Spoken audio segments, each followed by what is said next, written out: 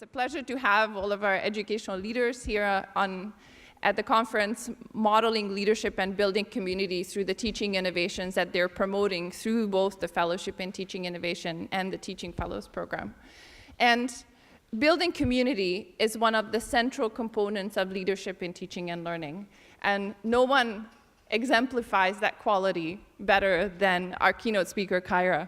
I met Kyra a few years ago at the first Learning at Intercultural Intersections conference that she hosted at TRU about 4 years ago. And so, as Dave Letterman say, our keynote speaker needs no introduction. In the world of intercultural learning, I think everyone across Canada is very familiar with her research and her work, because she's been a mentor to colleagues across Canada who work on international education, brought together those colleagues through the conference at TRU and mentored them, presented at a number of institutions across Canada, and her research on multicultural group work and on the outcomes of international education serve as an exemplar for many scholars across the country. Kyra is an associate professor in the Faculty of Student Development at Thompson Rivers University, where she has also created one of the best-known programs on internationalizing the curriculum that has been running for many, many years, a decade or so, where she works with faculty members in an intensive program for about a week to radically redesign courses and incorporate intercultural perspectives into the curriculum. And many of our own faculty here at Western will present how they do that in very creative ways during the day. So it's my absolute pleasure to welcome Kyra to Western, and we're looking forward to learning from your research. Thank you for being here. Please join me in welcoming Dr. Kyra Garson.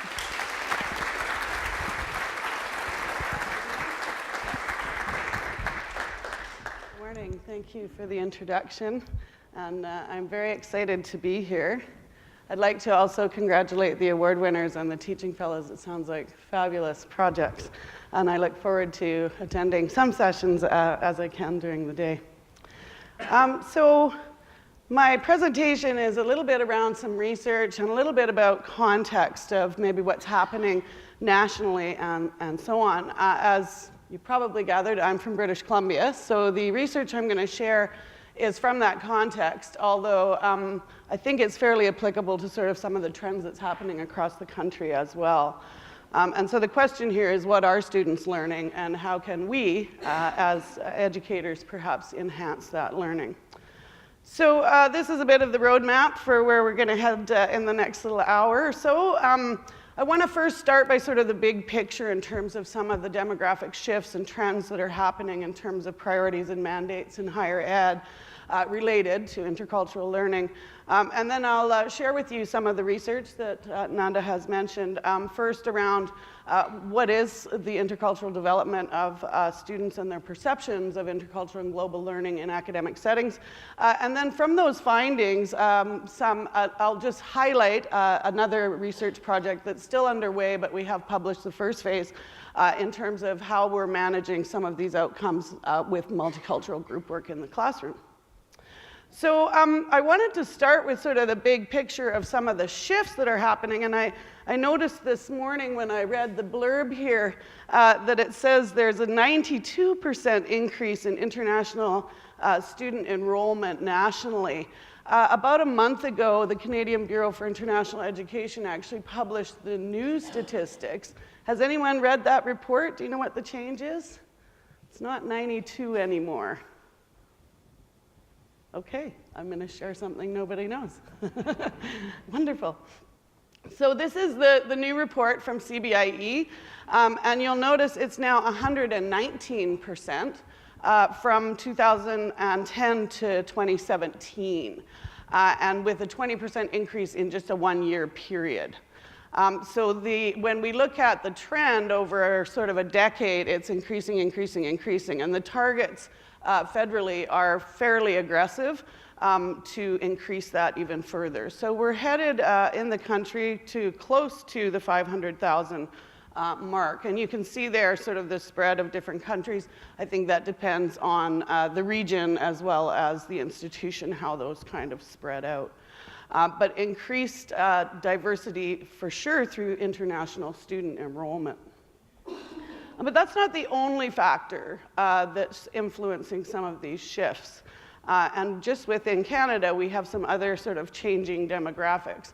According to StatsCan, we now have, as Canadians, 1 in 5 of us are allophone. And does anyone know what that means? I'm sure there's someone in the room who does. Take a guess. One language? Okay, it's about language, absolutely. So allophone are those of us Canadians who don't speak either of the official languages in our home context. So that means about 20% of our students and colleagues and so on are probably going home and not speaking in the language of instruction once they leave the classroom. And I think the implications of that for education will be interesting going forward. And that's Canadians, and then we bring in that international student influx as well. And the second point there, I'll just let you do the math. Maybe you'll be retired by 2031. But this is the new normal that's projected by Statistics Canada, that close to 50% of young people will have a global connection through their parentage that are coming into our institutions soon. So there's those two pieces. Some of you may have seen this next slide. I think it was published in the Globe. But also the most recent census data. And it's over a spread, as you can see, from the 1970s to 2016, which is a fairly large period of time. But it's interesting to look at how those shifts are also influencing our foreign-born population or our immigrant population. In the 70s, you can see, excuse me, that 50% of immigrants were coming predominantly from Europe, with another 30 just below that from the British Isles. And when we look to the 2016, we see those populations certainly decreasing with a fairly significant increase from Asia and folks joining us from Caribbean, Latin America, and also we see an increase in Africa and some other regions. So the reason this is maybe important, we've always been a country of immigrants. We've always had immigration as a significant part of our population growth. But you can see perhaps from this slide how we're shifting, where the degree of difference between some of the cultural values, worldviews, behaviors, styles, and preferences may be quite different than when we were predominantly inviting and welcoming folks from the British Isles and Europe. So, more shifts. We are also, Indigenous youth are the fastest growing population in the country right now. And the CIC here is predicting that we will have a significant number of Indigenous youth entering the labor force, which means many of them will be going through our training programs, our educational programs on the road to those positions. And of course, this all comes back to our mandate. So we have the internationalization mandate in many institutions, but we also have this parallel or perhaps complementary or perhaps competing mandate to respond to the TRC, the Truth and Reconciliation Calls to Action. There are 94 calls. Some of you may have read the entire document. I just wanted to pull out these two because they really relate to the topic of my work and the presentation. So the first one is the call by the TRC for us as educators to build student capacity for intercultural understanding, empathy, and mutual respect. That's a pretty tall order, right?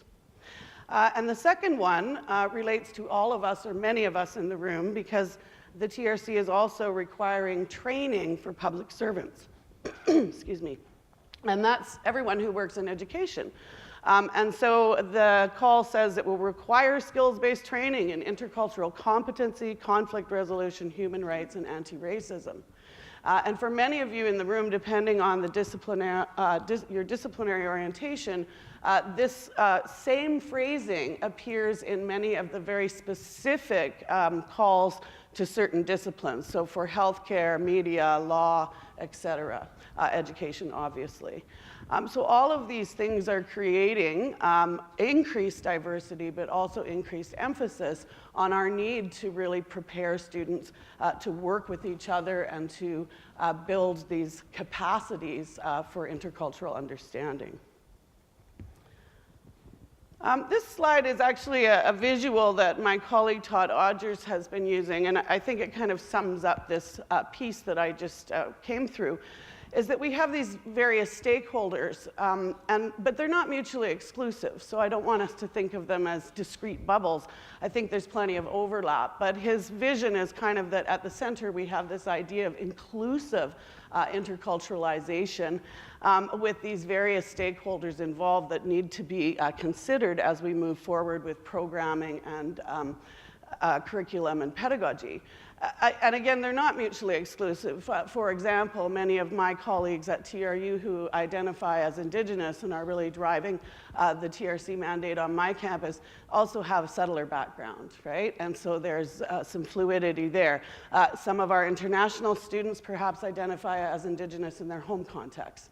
So it's not as though they're separate, but we have to consider the variety as we move forward.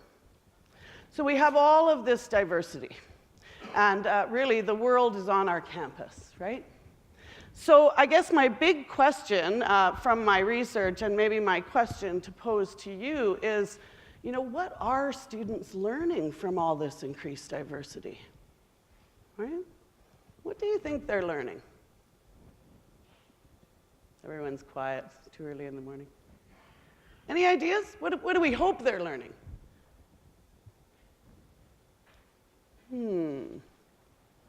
No one wants to share. Yes, sir. Well, might I propose not much?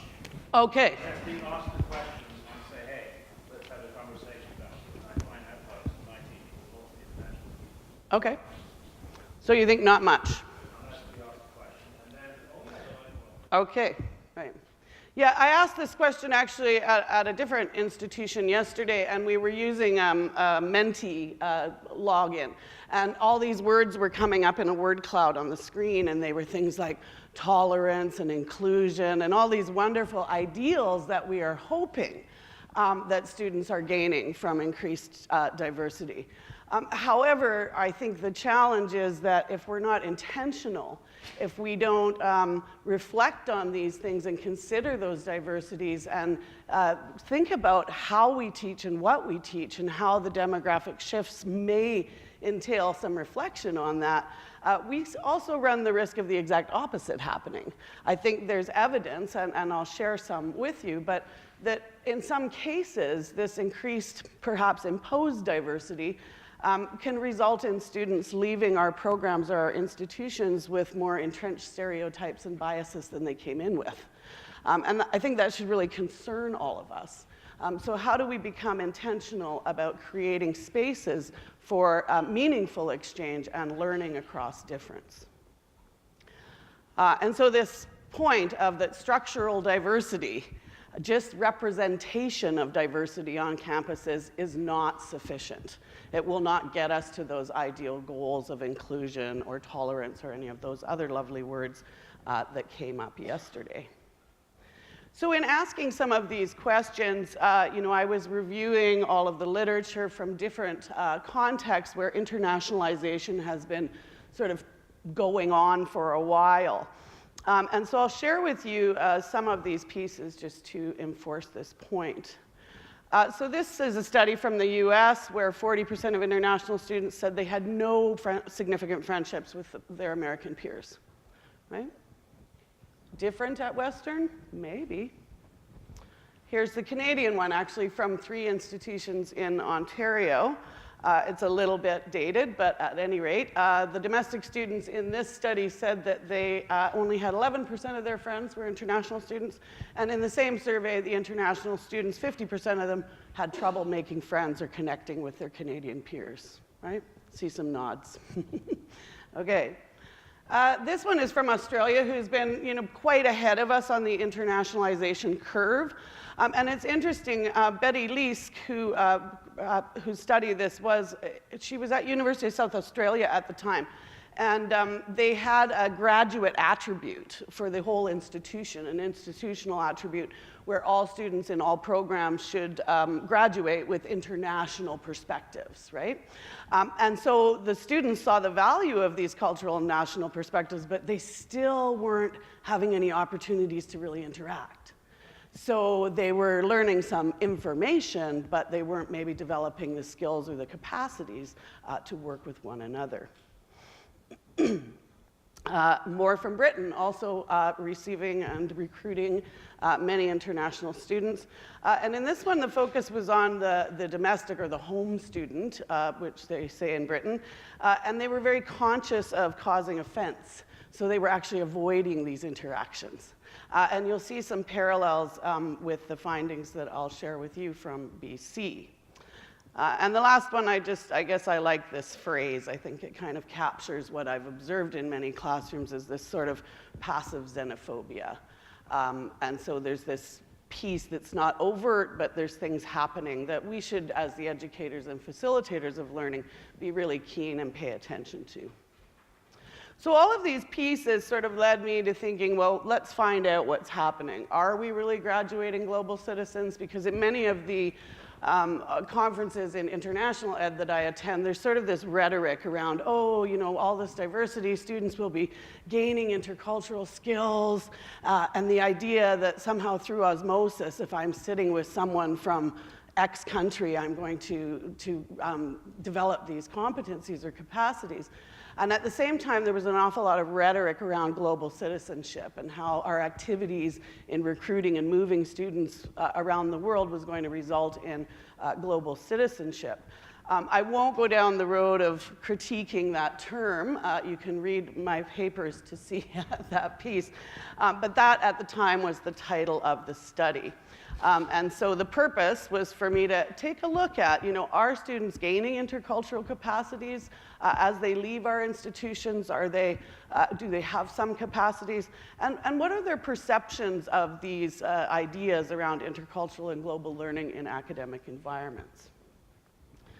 So the study took me a long time and was very complex. And I'm not going to go into all of this because today we won't have time, but you can see that there's a lot of nested pieces happening. The focus of this presentation is going to be mostly around that the lighter blue second and third layers, but just so that you have the context that I looked at a lot of impacting factors on what was happening in the classroom.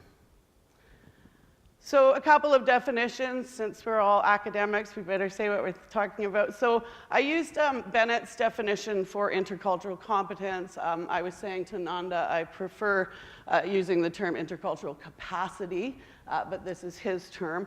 And so we can see that it's this increased awareness leading to some type of skill development or capacity to work across cultural contexts. And at the same time, the study did look specifically at global competence, but I won't get into that piece of it as much. But this also contains the context of intercultural competence as well as understanding, perhaps, of some global issues and currents that are happening. So a big part of this was really informed by, and again, this is not a huge part of this presentation, but just to give you a sense, I really had to look at the critical global citizenship education literature, and I think that that is what I would recommend to those of you who are interested in this topic, because they really are looking at how, with this increased diversity, should we be looking at multiple epistemologies and perspectives, and how do we work within those things in our disciplines to help students understand these concepts. This global citizenship education also really looks at historical and contemporary injustices, both locally and globally, and I think as we respond to the TRC, that becomes a critical piece for us to keep in mind. And finally, this literature group, rather than the intercultural, really focuses a lot more on learning outcomes, pedagogy, and curriculum, which was a big part of what I was trying to discover. So here are the research questions. There are 4 of them. Of course, I ended up having to do a mixed methods study. So the first 2 were answered by the quantitative measure, and I'll be showing you how that worked. So I was interested in finding out about the scores of students on the Intercultural Development Inventory, which is a psychometric measure that's fairly widely used in education and other contexts. It measures groups and individuals' orientations across a phased developmental model of intercultural capacity. So I was interested in where are they at, on these scales, and do certain demographic variables influence where they are at? So those were the quantitative part of the study. And then the second, third and fourth questions, I conducted focus groups and discussed with students what their perceptions of these concepts were and how they felt the curriculum and pedagogy were influencing their development.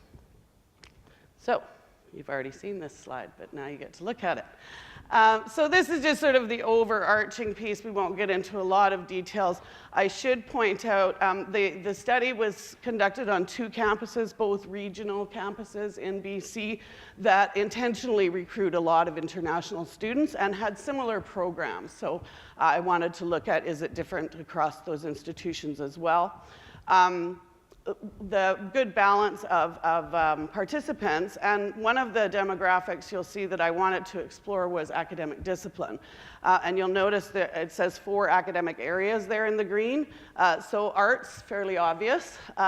Academic professions was sort of created, and academic professions included business and tourism. Those were both large programs on the campuses that were involved. Professional schools, those are a grouping of social work, nursing, and education students on both campuses, and then science is fairly obvious. And so you can see how the data was collected and then the analysis, which I'll get into. All right. So, this is, in essence, the scale of the psychometric measure. So you can see it's a linear developmental model that's moving from denial of culture, sort of not really noticing culture, or maybe disinterest, where one's own culture is sort of the lens. And it's not critical of other cultures, it's just sort of not even perhaps noticing the importance of that. Moving along to these more orientations, which are us and them. Which can be, my culture is kind of superior and other folks should be a little bit more like us, or it can have a flip side where I'm championing other cultures and I'm critical of my own. And both of those are called polarization, so they're us and them more orientations. Then moving to this minimization, which is very curious and interested perhaps in other cultures and has some experience, but unfortunately has a bit of a blind spot in that we're minimizing the differences into our own familiar framework. So we still tend to interpret culture through our own lens. And then moving to being able to sort of cognitively frame shift, understanding other cultures from the other culture's context or values and norms, and finally the ability to perhaps behaviorally code shift across those differences. Now that's a very, very quick description of a complicated model, but I want to just draw your attention to a couple of things. All of these phases are measured by the Intercultural Development Inventory in 15-point spreads, with the exception of minimization is a 30-point spread. So it's a little bit like there's an upper and a lower minimization. And the dependent variables that I was analyzing were 3 different scores measured by the IDI. So there's a perceived orientation that the instrument measures, and that's kind of where we want to be or where we think we are. So it's how we perceive our capacity. And then there's what's the DO, or the developmental orientation, where the instrument actually places one. And then there's this OG, which is the gap between the perceived orientation and the developmental orientation. Is that making sense? Okay, so if we take a look at this, and my question was, what is the difference between that perceived score and the actual developmental orientation of this group of students? So shy of a couple of hundred students, all graduating from their programs. The recruitment was in 4th-year classes, but I ended up with a few 3rd-year students that were studying in 4th-year programs. And so that's the first question. So where do you think, oh gosh, now you know. How many of you were fast enough to see it, though? All right, where do you think the students perceive themselves? If we think of a mean score for this sample, where do you think they are? 120, you saw it. So they, for the most part, the majority of students perceive themselves in this acceptance area, right? Where they really had the capacity to cognitively frame shift and to work across difference and so on. And what was interesting to me was that the range of this was quite small. They all thought they were in the upper minimization into acceptance, right? Where do you think the instrument actually placed them?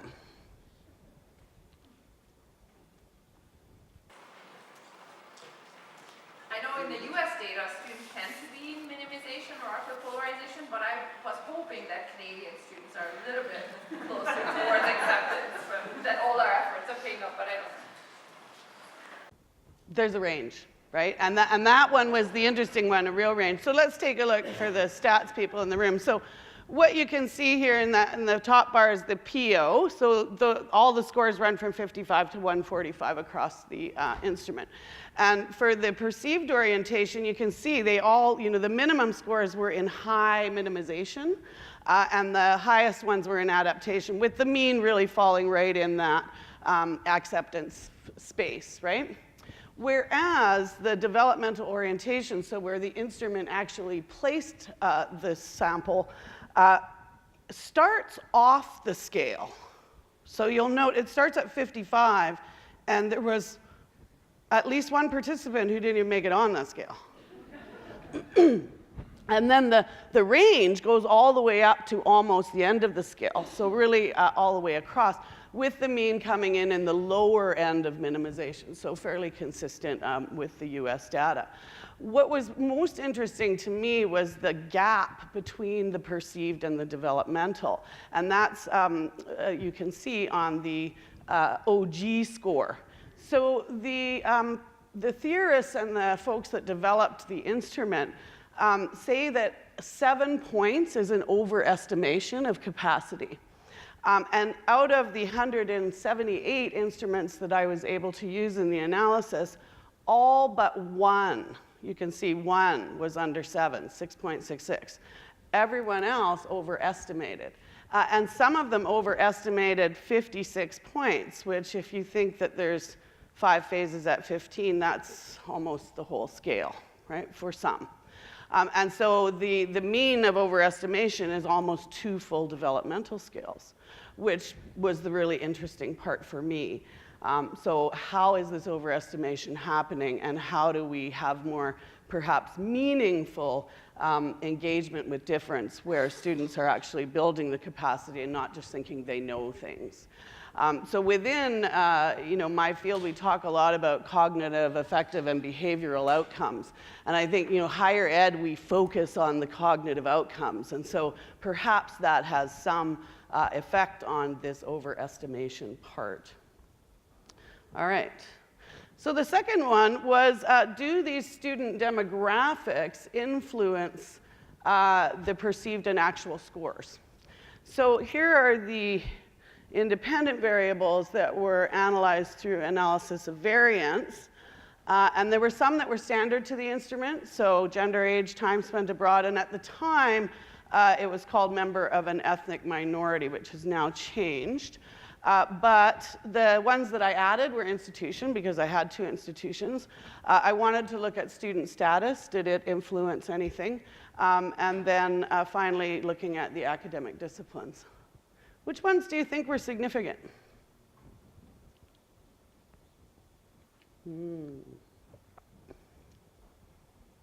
2 were significant. Any guesses? Yeah. Time spent abroad and member of an ethnic minority. Okay. Others? Everyone's scared to say. I agree with time spent abroad and maybe gender. Okay. Yeah. Oh, there you go. Neither. Oops. I don't know what's happening. It's like it's on a timer. It's really interesting because gender, so I reviewed a lot of studies that use this instrument, and in about 50% of them, gender is a significant variable. In this sample, it actually wasn't. And time spent abroad actually wasn't either. And I think it's interesting if we come back to this idea of internationalization, and there's a real focus on student mobility, this model, so Bennett's developmental model, is really premised on that it's not just about having the experience, it's about how you construe the experience. And for folks in the room who do student mobility field schools or study abroad, I think we're coming now to a consensus that simply going somewhere is not really effective for this type of learning. It takes very intentional programming, pedagogy, reflection, et cetera. And so that piece actually did not play in. So two were significant. One was student status and the other academic discipline. So here's the ANOVA results for academic discipline. And you can see on all three variables there is significance. So the professional schools, that was the social work, education, and nursing students in this sample, they had a little bit higher perceived orientation, but quite a bit higher developmental orientation, which resulted in a smaller overestimation for that part of the sample.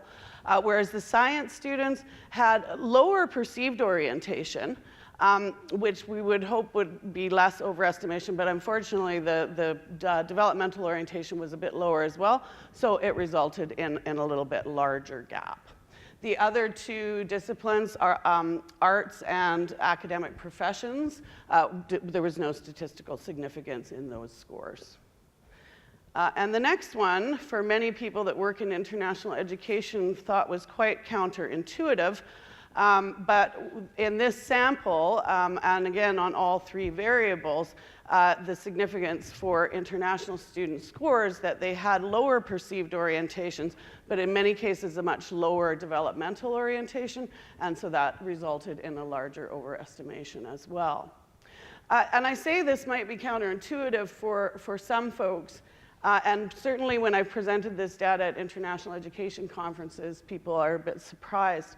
But when we think back to Bennett's model, it really is about how we experience the experience. And in that first phase of perhaps denial, it wouldn't be uncommon perhaps for individuals or groups that really have not been exposed to that much cultural difference. So if we think about some students that are coming from regions where they have had more experience in monocultural environments, it makes quite a bit of sense.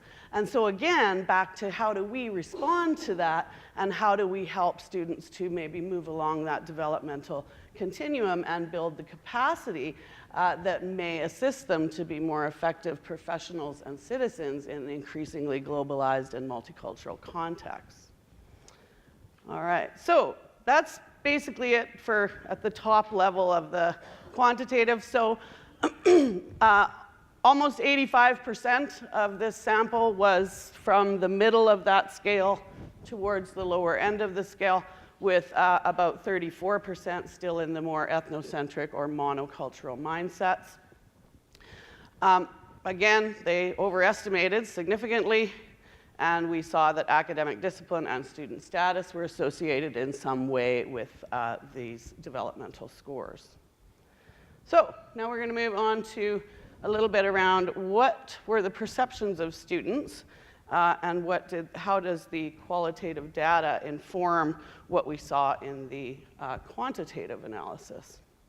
So these were the two questions, and a summary of sort of the themes that emerged from the analysis were these three. So these experiences in academic settings.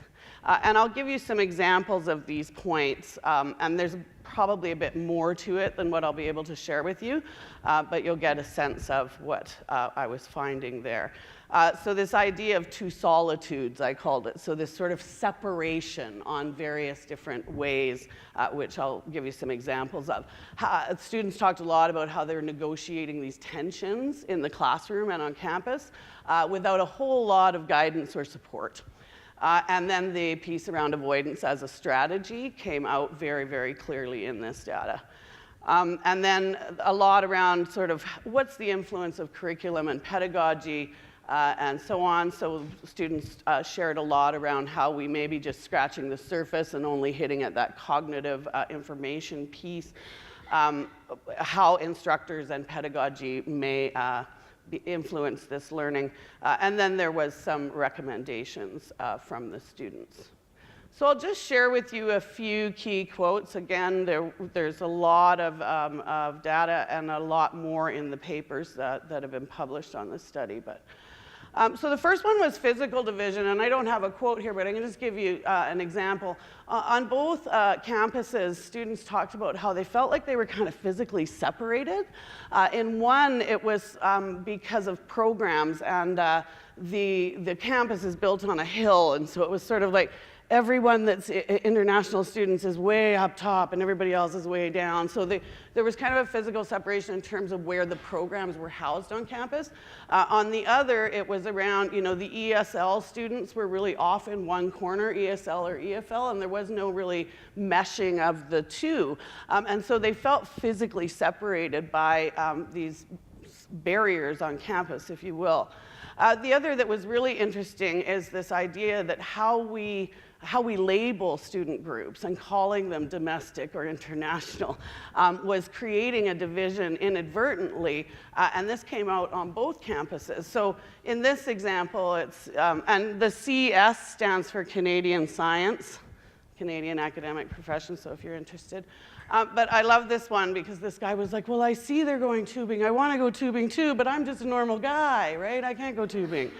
And so he didn't see himself as, a global guy that could join with these other students. But there were many, many examples of this. And one of the more interesting ones for us that we've been trying to address on our campus was around orientation and how we separate students right at orientation for some good reasons, but they were talking a lot about how right from the beginning of their arrival they get separated in these groups, and those are the first friends they make, and they kind of stay in those groups. And many more examples like that. There was a lot of awareness of how, or awareness or perception perhaps, that the activities around recruiting international students are really revenue generating motivated. And the students were quite aware of that. And so this is an example about, our institution's so proud that we've got all these international students, but now that they're here, someone should be doing something to make this situation a good one for everyone. So around the negotiating tensions theme, there was lots and lots here, and you'll see it comes into the group work study. I'll share with you a bit. I didn't ask about group work in any of the focus groups. There were 7 focus groups on the 2 different campuses. In every single focus group, group work came up as a very contentious challenge for students in all of these, in all disciplines even really. And so this is an example of an international student, saying, oh, we're being ignored in these groups. What was really interesting in the analysis of some of these conversations was that all of these students in the focus groups, they were self-selected into a study on intercultural and global learning, right? So presumably most of them came in thinking that they had some capacity. And what was really interesting was that in several instances, there were actual tensions in the focus group with, and in this one in particular, the response from students who were not international students was quite interesting, and there were some tensions there. So that's more clear more in the papers how that worked with dialectical inquiry. But there were many, many cases of this. And the next one, there was an awful lot around language and these assumptions on both sides, particularly from many of the Canadian students making assumptions about the linguistic capacity of their classmates. And in this one, this student was perfectly fluent in English and was just still perceived by classmates as not knowing how to speak English. And so there were many, many comments around language that were probably mostly ill-founded. So here's the part around avoidance as a strategy. And this I found really, really interesting. There were many, many comments around sort of not wanting to appear interculturally incompetent. So it's easier just to hang out with my friends because then I won't have this nervousness or anxiety around maybe causing offense or making myself lose face in this intercultural setting. But the really interesting one that I didn't see in the other literature that I shared with you earlier was there was an awful lot of discussion around risk to academic standing. And so students were avoiding working in groups with folks that they perceived to perhaps not have the linguistic capacity, the writing capacity, all of those things, and that working with other people might risk their GPA. So there were comments around, you know, I'm not here to make friends, I'm here to get into grad school. And so I thought, wow, this is really interesting. And you'll see how we've made some pedagogical interventions in group work in some of our disciplines to address this piece. All right.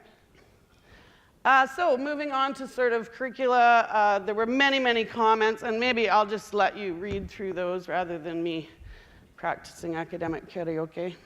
So if we look at, you know, these are across 3 different academic groups, so from professional schools, academic professions, and science. And there were many, many instances where students really talked about how, yeah, we think it's important, but we're not really quite getting it. We don't have, and it, you know, it's similar to what I shared in the study from Australia, where, yeah, we're getting this information, but we're not getting the opportunity to actually apply it or practice or work with each other in a space where we're able to make mistakes. There were also many, many comments about instructors' capacity. And I don't want you to think they were all negative. There were really great examples of instructors doing some really, really innovative things. And some of them come out into the recommendations. But there were equally as many comments or revelations about pedagogical practices that were almost alarming in some senses, where there was one instructor who the students told the story about how their instructor had actually offered extra marks, and the way she phrased it was offered extra marks to the white students if they would work with other students from other regions. And the amazing, yeah, shocking, right? And so I was like, what? But the amazing thing was that, again, in the sort of dialectical analysis and my notes, the other students responded as though, yeah, that was kind of normal. They'd heard that before. They didn't like freak out and say, what? So there was some really interesting pieces there. But again, some really, really innovative and wonderful things that were happening in the classroom as well. But a lot around sort of, the teachers aren't focused on that, they're focused on the content. Okay. So here's some of the recommendations, and again, some of this comes from their great experiences. There was lots of ideas around how technology could really facilitate some of this learning across cultural contexts. I'm not sure if anyone here, are you guys using COIL? So we've been started to use COIL as a result of some of these. COIL stands for Collaborative Online International Learning. It's quite big in the US. SUNY is the leader in that. But basically, it's using technology for students to work collaboratively online to solve real-world problems across large cultural and geographical distances. On our campus, we're using it regionally as well, so from southern BC to northern Indigenous communities and so on. So it's quite interesting. Also, they talked a lot about tools and strategies to actually be able to work together, right? So not just information, but giving them some strategies. And you'll see maybe a bit in this next piece I'll share with you how we're trying to do that. A lot around how non-dominant cultures, typo, but how those need to be valued more in discussion and perspective. So it's not just about a reading that gets thrown in from some other place, but some real discussion around how some of those non-dominant worldviews or approaches to issues might be valuable. And in that way also modeling the perspectives of students who are from the non-dominant perspective or culture in the classroom. And then finally, having more assignments that require these multiple cultural perspectives. And there were some really good examples of students having to do research that had to be done for perhaps in more than one language, right? And so suddenly, students that have more than one language have some cultural capital as far as that assignment goes. And interestingly, they talked a lot about interdisciplinarity and how they saw that some courses were so valuable for their learning to this, they wished that everyone had taken such and such a class. And these were different on the different campuses, and of course different from the disciplines of the students. There was even discussion about how these courses should be mandatory, which I thought was really interesting, but at the same time there were students who said, no, they shouldn't be mandatory. So how will that work?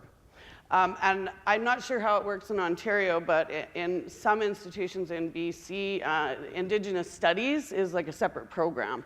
And so there was a lot of discussion around how that was really not useful in terms of learning across those differences. So students weren't able to, they had to take an elective to get any of this content. All right. So basically, summing up the quantitative, students were able to articulate what they thought was important. They thought this was important, which is consistent to what we're seeing in employer surveys. Employers are increasingly looking for graduates who have the capacity to work with colleagues and clients that are different than them. And so how do we bridge that piece? The students know it's important, and the employers are saying, yes, we want to hire people who are able to do this. They could also really readily identify where their educational experiences were lacking. And I didn't expect them to articulate it quite as clearly as they did. And that they're often negotiating these situations and tensions in classrooms, and they really feel like they're not getting maybe the guidance or skills to develop, or skill development. And finally, this was one of the big pieces, that they may be avoiding these interactions. So when we mix these data sets, two main things, I guess, came out of the study. So in the green bubble is sort of what the students said in the focus groups, that there was an absence of this kind of skill development or content in their curriculum. And at the same time, in the purple one, they talked about how sometimes the pedagogical approaches were limiting the application of skill development or the application of intercultural and global learning. And this gets confirmed then by the ANOVA results and the Tukey results. So we see that intercultural development is happening in some spaces, in some classrooms, and maybe even in some programs. But it certainly, for this sample of students, was not systematic or comprehensive across the disciplines. It's kind of like, if you're lucky, it might happen. And then the second piece is that overestimation, which was confirmed by both the disconnect between what the students said in the focus groups and the way they behaved, and then also how they thought it was important, but their lived experience was that they weren't getting to make that application or practice. And then we see the gap in those scores on the IDI, resulting in most of the sample overestimating completely. So, for me, there were many implications to this, and these are just kind of the highlights. I think we need to look at curriculum and think about the demographic shift in the classroom and the new normal into which many of our students will be graduating and needing to have capacity to be effective as professionals and citizens. And so how do we look at outcomes that are more related? How do we embed or enhance existing learning outcomes to include these kind of outcomes around being inclusive and understanding how to interact across difference? How do we get this to be relevant to all disciplines? And yesterday I was joking with someone that in our professional development program that Nanda mentioned, I think in the second or third year we ran that program, we had a microbiologist come in to interculturalize the curriculum. And I remember my co-facilitator and I looking at each other going, oh my God, how are you going to interculturalize microbiology, right? But this instructor did, and did an amazing, amazing thing with her curricula. And the student learning was phenomenal. And you know, she's been publishing on the curricular changes she made. She's doing SOTL work. Very amazing stuff. So I think it's possible. We just have to think outside the box a little bit. I think I've said pretty much enough about the pedagogical interventions, and I'm speaking right now about our PD program. You know, intercultural learning and intercultural theory is a field of study. It's not just rainbows and butterflies and let's get together and have a potluck and some performances. And so we really, if we treat it that way, it can be a really enriching experience for us to you know, perhaps fine-tune our pedagogy and fine-tune our curriculum for meaningful learning outcomes in the 21st century. So that's about it. So that's the study, the first one, and I'm going to check the time. I think what I'll do is just share with you the highlights of the group work, and then we'll have time for questions, if that's okay. So as a result of some of these findings and discussing with my colleagues, I worked with one of my colleagues around group work. She'd been doing group work in her classroom for a lot of years with mixed success, right? Sometimes it would work, sometimes it wouldn't. And she was fairly aware that the multicultural aspect of her class was perhaps part of the challenge. She always had encouraged students to work in groups that were culturally diverse, but she noticed sometimes that didn't go well at all, and other times maybe it went okay, but she wasn't really sure. So we decided to conduct a SOTL, Scholarship of Teaching and Learning study, over a few semesters in her class to sort of gauge if we change a few things, will the experience for students working in these multicultural groups improve? So I want to start by, there's the, and you'll have the citation so you can read a little bit more about the approach. I'm just going to touch on high level here. My favorite quote from the study is how I would like to start this. I'll just let you read it. Yeah, so nice, right? So, you know, why do students feel that group work is torture? And there were many, many reasons that we discovered. And again, you can read a little bit more about it. But one of the things that sort of informed us from the start was some sort of this idea of intergroup contact theory. And the contact hypothesis, you know, it's been around since the 50s, and you know, meta-analysis have been done on how intergroup contact works, that if we just throw people together, it may not always have the outcome we want. And so we were really focused on this, okay, we need to actually prepare students to work across difference. And otherwise, you know, I started the presentation by talking about just mere diversity doesn't necessarily have a positive outcome. So these were the questions that Robin Reed and myself wanted to explore. So, you know, how can we influence students' experience to be maybe not torture if we focus on intentional formation of those groups and preparing the groups to work together? And then to go back to that risk to academic standing, we also wanted to play with a little bit the evaluation process for students' group work. And so one of the things that we did was we changed the evaluation to not just be the product of the group work, but to also be part of the process of the group work. So they were evaluated on how they worked within the team, as well as what they produced as a team. Okay, so basically, here's the method and the data. So it included self-reflection. There were a number of semesters, 3 that went across. And then we looked at the qualitative data as well as looking at what the guided reflections were.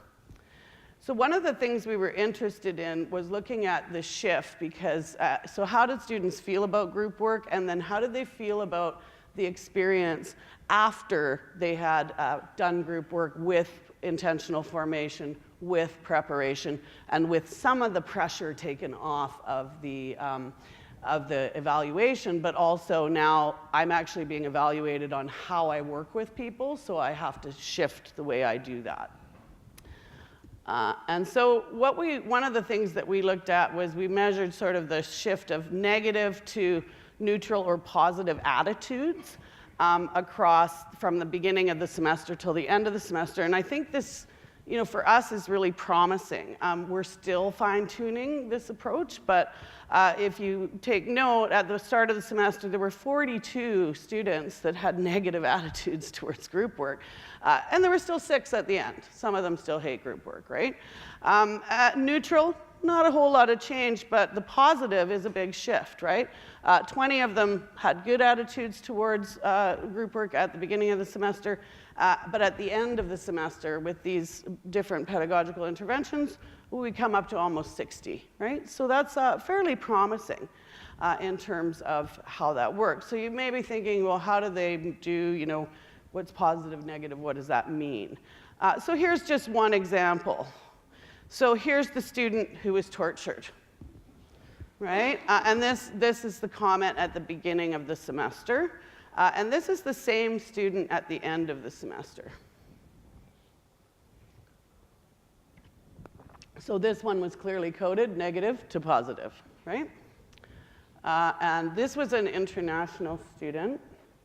And here's another one, beginning of the semester. Lots of concern about the instructor forming groups. And then afterwards, a bit of a shift. And so we saw many, many comments, like the second one, where students had their eyes open to working with people who were different than them. And because they were given some skill development, they were a little bit more aware of their own style and preferences, and they created a safe space where everyone was allowed to make some mistakes, right? Okay, so for us, these were pretty fantastic outcomes for what we aimed to do. Particularly the shift that we saw from many of the Canadian students being more open to working with others and valuing the experience of learning across difference in ways that we certainly didn't see in the original study. So just to kind of summarize, and again, this is very high level, hopefully you'll be able to read the paper.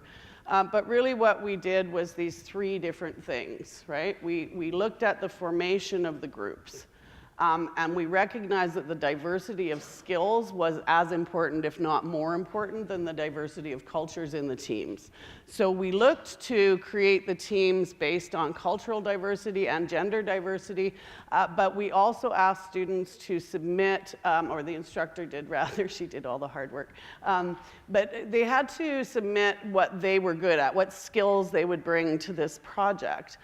And they were also able to have some agency, and they could submit the name of one student in the class, or two students in the class that they might like to work with the proviso that the instructor would try their hardest to have at least one of those people on the team. So they wouldn't be completely with strangers, but they would be working. The skills thing happened. It was amazing, the number of them that were quite anxious being put into groups with folks that they maybe didn't know or that were different than them. But after the first couple of weeks starting to work together, they recognized right away, wow, I know why we're together, because this person on my team can do something that I can't do. And so they were valuing each other across those differences. So that became key for this course. And one of the interesting things we found was so many students were relieved to have the instructor pick their group because they didn't have to work with their friends, right? And we didn't actually anticipate that, so that was kind of interesting. So the preparation and, again, high level, we did some concentrated instruction around particularly cultural self-awareness, valuing of diversity, some experiential activities with students around that, dedicated 2 full class times to preparing students to be in these groups, right? And giving them skills-based practice in intercultural communication, awareness of their own style, which you may have seen some reflected in those quotes, et cetera, and letting them have a little bit of practice before they actually were into the groups. And then the evaluation was the other main change, so also evaluating the process. And that was done through self-reflection and peer reflection, both guided based on the things that had been instructed in the classroom. So they had to provide some feedback on those pieces. Oh, there's the citation again. So I'm finally done. And I wanted to end with this quote by Matthias Otten. And again, not just rainbows and butterflies. This is actually can be seen as an act of intellectual growth. And considering the new normal, I encourage you all to consider delving into the topic a little bit more deeply. So, thank you. Okay, so there's plenty of time for questions or comments or concerns, or actually no concerns. I know that was pretty fast-paced and high level, so I see one there and one there. Do you want to start? Yeah, sure. Do you think the results would have been different if the study would have been conducted with graduate students? Like, does it get better with time? It's a great question. The results would probably be different with different samples, but what I can tell you is that it's pretty consistent with all communities in higher ed, these types of scores. Maybe with slightly less overestimation in a graduate population, but I haven't done it as a study, but I use this instrument with staff and faculty a lot as a self-reflective tool, as a needs assessment to think about, how are we going to improve? And in an ad hoc way, without analysis, I can tell you that when I do a group profile for a group of faculty, not just on my own campus, but on other campuses, I don't see a whole lot of difference. So, and age wasn't significant. I think minimization is kind of a Canadian mindset, right? We embrace multiculturalism, but we rarely interrogate what that means or what our position within that concept is, right? And so we do kind of have a rainbow and butterfly idea around it, and it's time to move through that, I think, yeah. So I don't know if there are specific studies of graduate students. I off the top of my head, I can't think of any, but if I come across them, I'll try to get that back to you. Yeah, thank you. There was another question at the back. Yeah. Yeah, the conversation so far, my interpretation is that we're discussing the motivation to work with others. Okay? And what I'm also wondering about from the student perspective, well, we all have different motivations to learn as individuals. Some of us might just want to get a piece of paper, and others might be extremely competent. So how do we therefore resolve the differences, particularly in group settings? That the differences in motivation to learn in the first place, the differences in student competence in the first place? Sure, thank you. It's a good question. Of course, I think there's going to be students whose always their focus is going to be, let's get into grad school and I want to become X, right? And I'm not worried about this piece. However, out of the focus groups, and certainly outside of the study and the students that I work with, particularly on my campus, but in others, I think there's a growing awareness that students that are studying now are looking for ways to address some global issues and things that are happening, both locally and globally, right? And people are going to have to work together across differences. My sense is they have that understanding. In this particular study, and again, self-selected students, they all articulated the importance of it. And when I do, I do classes all across campus in my role. I don't have a lot of resistance from students. I think they understand that they're not going to work in a cultural silo anymore. They're going to have colleagues, clients, and et cetera, that having some skills to work across difference will benefit them. Do they care where they are on the scale? Probably some of them could care less, right?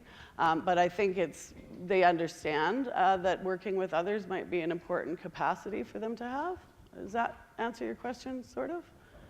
Yeah, I mean, I'm sure the motivation to become interculturally competent or to develop intercultural capacities is probably not as explicit as the motivation to become competent in my discipline, right? But I think there's a way in which we as educators can help students to achieve both if that's their goal, right? Yeah.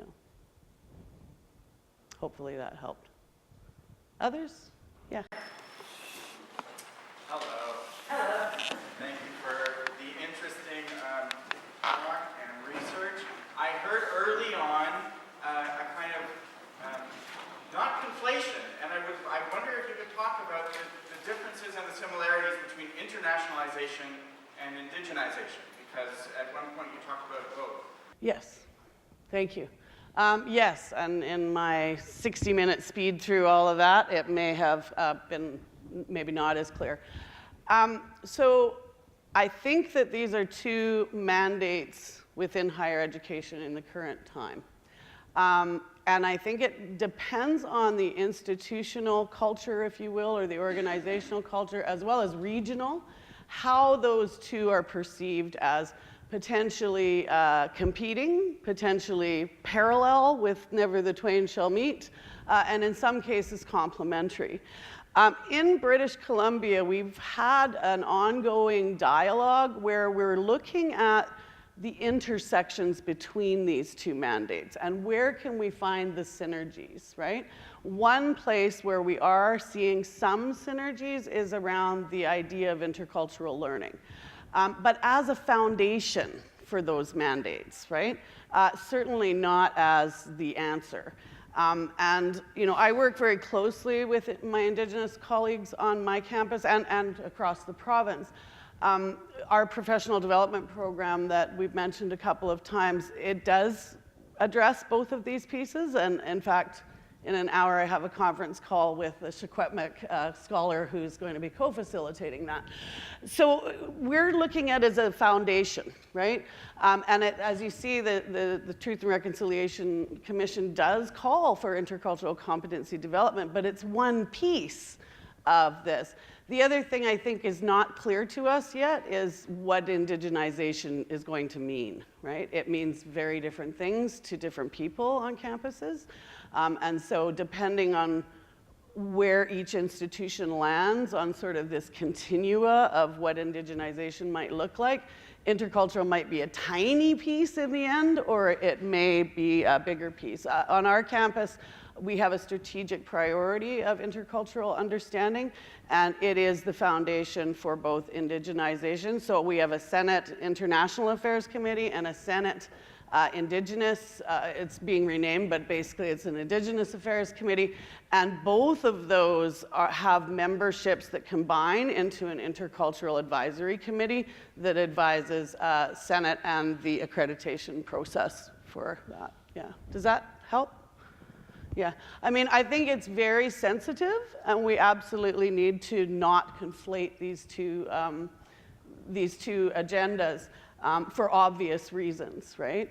But where there's ways that we can collaborate and we can work together and find some synergies, and where there's a willingness on the part of the community whose lands we're studying and living on, then I think it's a great opportunity. If that willingness is not there, then it has to be let go. Yeah. Sir? So I have in fact two questions. First, how do you, or what type of skills do you survey with your students to build the groups? And second, how do you evaluate the process of the group work? Okay, the second question was how do we evaluate the process, and the first question was What type of skills do you look for in the survey when you survey the students to match the group? Okay. The skills are related, not intercultural skills. They're related to the project. So in this particular class that this study was done in, and we're moving it into some other disciplines, so that will change. In this one, it was specific to a tourism management class. And so some of the students, for example, they needed like media skills, marketing skills, those types of things. So they were discipline-specific skills. Does that answer your question? Yeah. And actually, the study's been replicated at Langara College in a physics class, so those skills look really different, clearly. And then the evaluation is still in part on academic product, evaluated solely by the instructor on a rubric. But some percentage of it, so originally the instructor had 50% of the terms mark was on this project. And now it's still 30% is on the product of the project, but 20% is now on the process of working with others. And so she's provided guided reflection, so a guided self-reflection, and then a guided, it's, I guess, or constructive criticism around how your teammates worked as well. So the students all receive this feedback from their team member on how they might improve in working in a diverse team at the end of the semester as well. And they do get some guidance around how to be give constructive feedback, right? Yeah. Does that help? Yeah.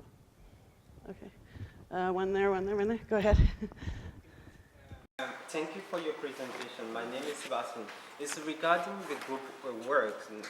I can see that in the comment, like at the beginning, the students have like not really a good perception of group work at the beginning, but at the end, they have a great experience. So my question is like from both sides, like the domestic student and the international student. Mm-hmm. In your research or the trend, is it like for the international student, the fear of a group work is the result of like some language barrier? And from the domestic student, is it the fear of like not acquiring much from the others than what they have to offer? Yeah, and you're right, it's slightly different. So I think there's a mixture, and I don't think it's as easy as saying all domestic and all international, because there's many international students who don't have anxiety around language at all, right? But in a general way, I can comment on your question. What we found was that both groups had some trepidation around language, not being able to communicate.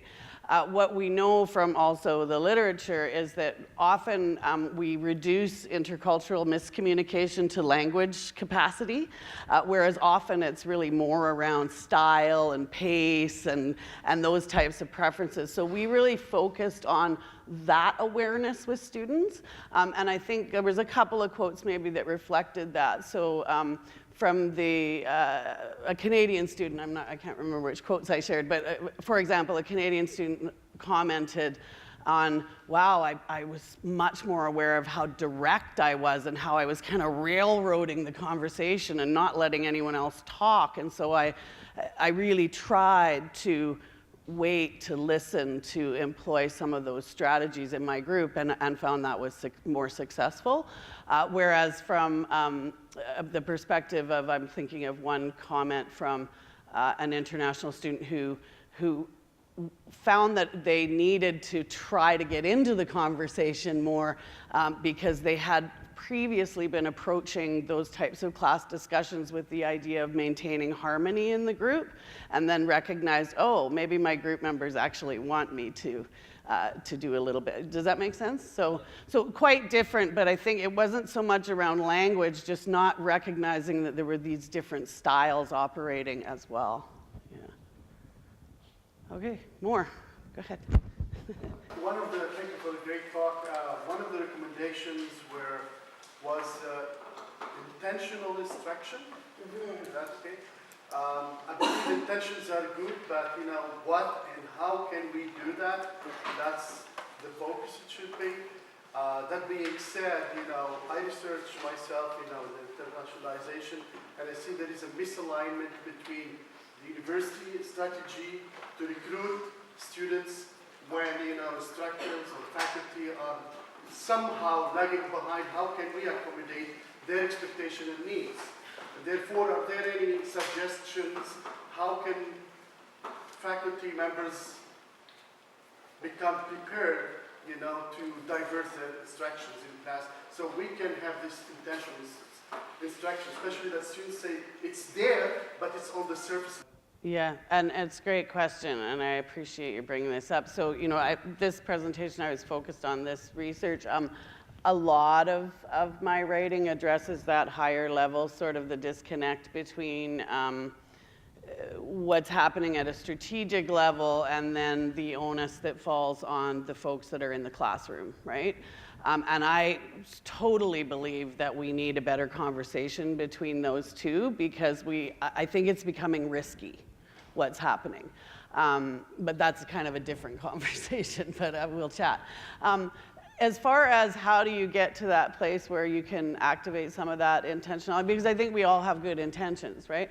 I am happy to say that you guys have the capacity in your teaching and learning center to do most of the things that we've been doing. So, you have the expertise here. I think you're one of the few campuses in the country that has really solid expertise.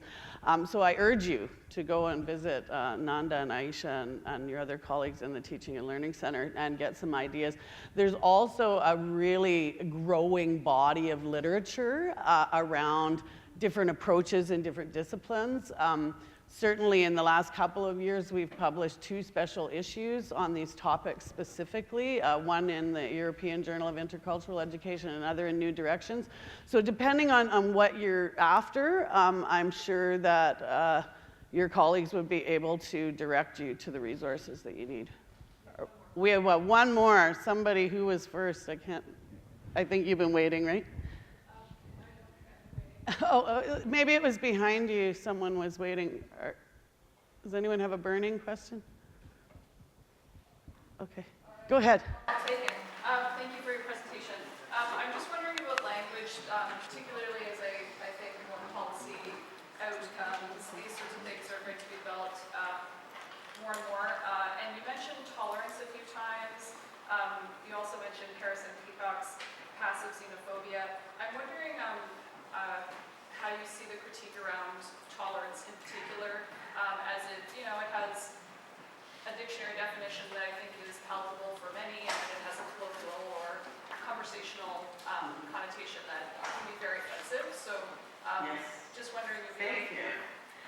I hope that the only time I said tolerance was when I was talking about the words that were generated at the other campus, because it's not a word that I would prefer to use in this context. I think we've moved, tolerance is kind of like multiculturalism 1.0, right? I think we need to move past that to 2.0, 3.0, and so on. Tolerance isn't enough anymore. I mean, I tolerate my dog barking, right?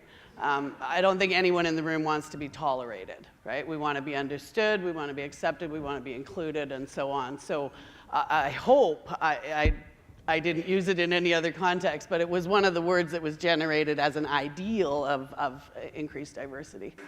Right, I just asked because I continue to hear it quite a lot in this space, so I wonder if because you're so much more immersed in it than I am, if there is a greater critique going, or if that really is the benchmark that people... I think there's a critique, but I also, anywhere that any of my colleagues are ready to enter this conversation, I'll take it, right?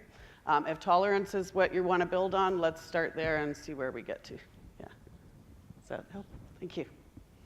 We done?